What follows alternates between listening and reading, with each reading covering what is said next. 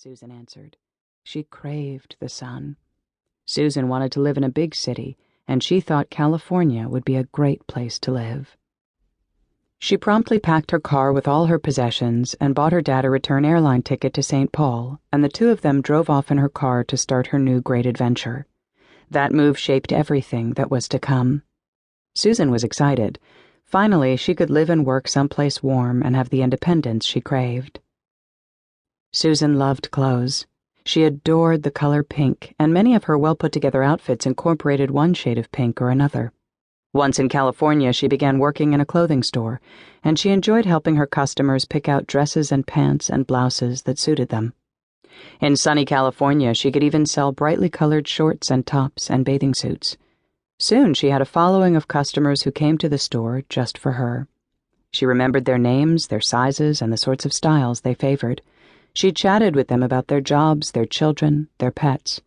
Susan was a natural saleswoman, and her bosses noticed. She was on her way to the career she had dreamed of. She called her mother often. California was wonderful, she said. There were so many places to go. It was so different, so warm, and she loved the beach. And she had met this man. Her parents visited once and were introduced to Richard Bailey, who was in the Air Force. He was not as tall or as big as Susan, but he was handsome, with brown hair, dark eyes, and a mustache.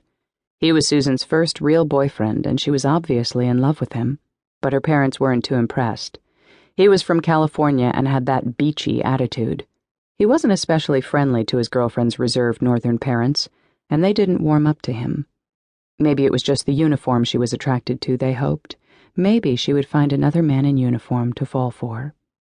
But Susan was smitten.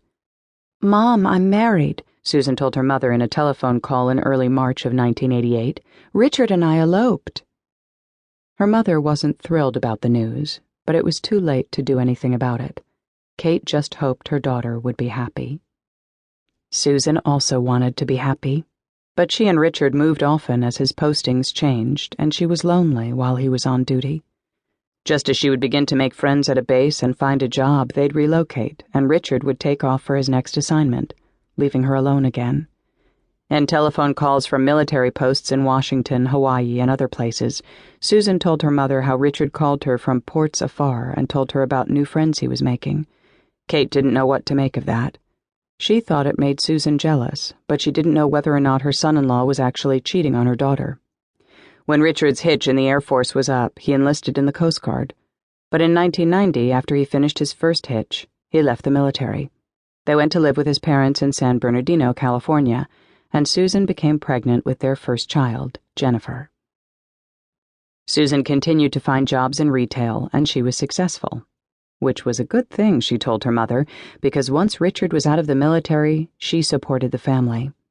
When she became pregnant again 4 years after Jennifer was born with their second child, David, Richard's father took over child care when Susan resumed working. Kate got the distinct impression that although Richard's mother was around, she wasn't much help with the kids. But Susan depended on her father-in-law. In between jobs, Richard stayed at home and helped with the children while Susan worked. Her family time grew shorter and shorter as she advanced, and soon she was given her own store to manage in Victorville, California. She was moving up in the J. Jacobs Retail Clothing Company. In 1997, Susan was offered another promotion. She had been doing so well that the chain administrators wanted her for more important work. They offered her a position as district manager in the chain for parts of Texas, Louisiana, and Oklahoma. She couldn't pass up a promotion like that, so they looked for a place to live in the Dallas-Fort Worth Metroplex that would be central to all of the area she was responsible for. And so they moved to Texas. Texas is called the Lone Star State, and Texans are proud of their state shrine, the Alamo.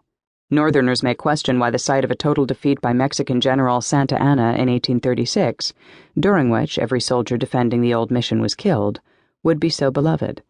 But Texans admire how it inspired others to fight. When General Sam Houston finally defeated Santa Anna, Texas became a republic and adopted a flag that consisted of single red and white horizontal stripes with a blue vertical stripe on the left side. Inside the blue was one white star. All the drama, and the wealth that later came from cattle ranching and oil wells, and